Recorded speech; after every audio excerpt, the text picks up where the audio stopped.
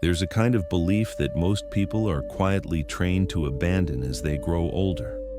The belief that you can become something far greater than your current reality suggests, that your future doesn't have to resemble your past, that you're capable of doing things that, statistically speaking, you probably shouldn't even attempt. We label that belief unrealistic, immature, delusional. And for most people, that's exactly why it disappears. But almost every major transformation in human history began with someone who refused to shrink their self-image to match what seemed reasonable at the time. As children, we're naturally delusional. We don't calculate odds. We don't compare ourselves to averages.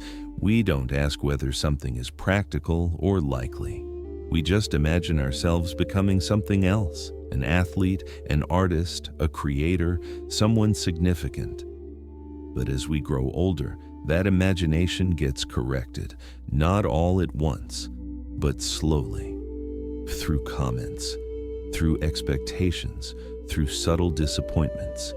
You're encouraged to be sensible, to manage expectations, to choose stability over ambition. Not because people want to limit you, but because they're trying to protect you from failure. And that's where something crucial is lost. Because protection from disappointment often comes at the cost of transformation. Psychologically speaking, most people live with a self-image that's anchored to their past. What they've already done, what they've failed at, what others have come to expect from them. Over time, this creates an invisible boundary.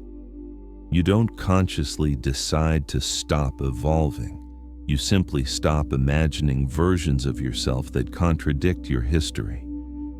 Delusional self-belief breaks that pattern, not by ignoring reality, but by refusing to let reality dictate the upper limit of what you're allowed to become. When people hear stories of extreme success, they often focus on luck, the right opportunity, the right connection, the right timing. And yes, luck matters. But what's rarely acknowledged is this. Luck only matters if you're still present when it arrives. Most people exit long before probability ever has a chance to work in their favor.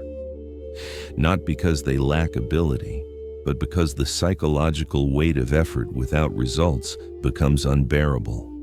Weeks pass, then months, then years. Nothing seems to move, no external validation, no visible progress, no reassurance that the path is correct. And without some form of irrational belief, that gap begins to feel pointless. This is where delusional self-belief becomes essential. It acts as psychological insulation. When reality offers no encouragement, belief supplies continuity.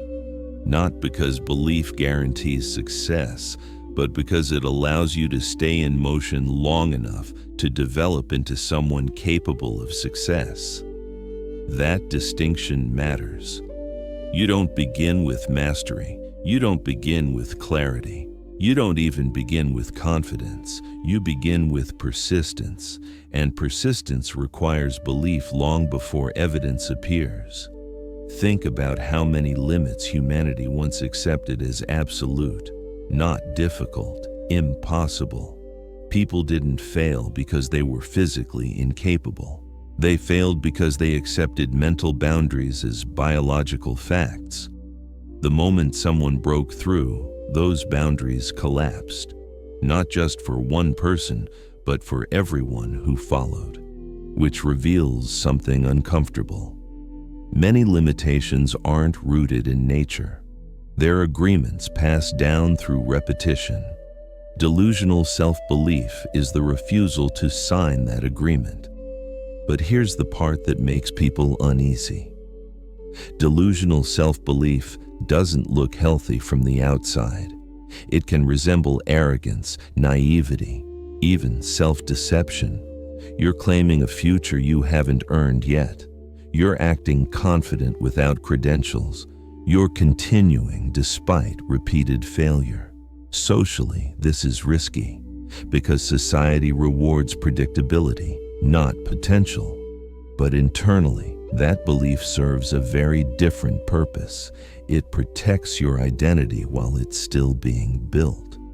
There's a reason so many successful people describe long stretches where nothing worked, years where progress was invisible, effort felt wasted, and quitting would have been the rational choice. What carried them through wasn't certainty.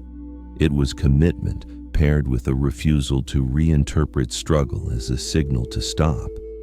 They didn't see failure as proof they were incapable. They saw it as feedback, as refinement, as training. That mindset isn't logical. It's psychological. This is where conscious self-construction becomes critical. Real transformation doesn't happen accidentally. It happens when you begin acting deliberately, consciously forming habits, consciously making decisions, consciously shaping behavior. Most people treat personality as fixed, but personality is not a trait, it's a system. And systems can be redesigned.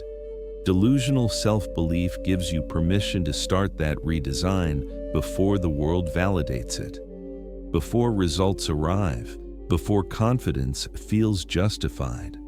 Without that belief, you wait for certainty after success. With it, belief becomes the scaffolding that allows success to be built at all.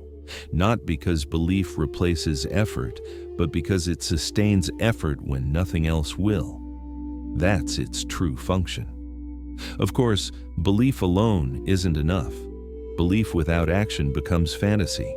Action without belief becomes burnout. The two must coexist. You remain grounded in disciplined work while staying unreasonably loyal to a future version of yourself that doesn't exist yet. And over time, something subtle shifts. Skill accumulates, judgment sharpens, opportunities appear, not because the universe intervened, but because you stayed long enough to intersect with chance. Most people don't fail because they lack talent. They fail because they abandon a direction before probability has time to bend.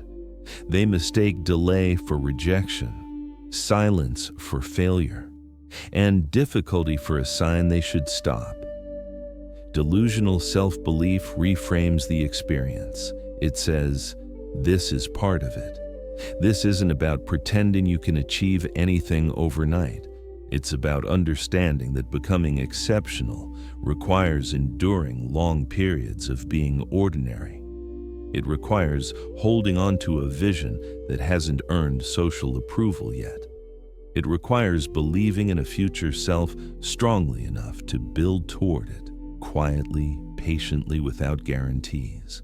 That belief may look delusional, but without it, most transformations never even begin.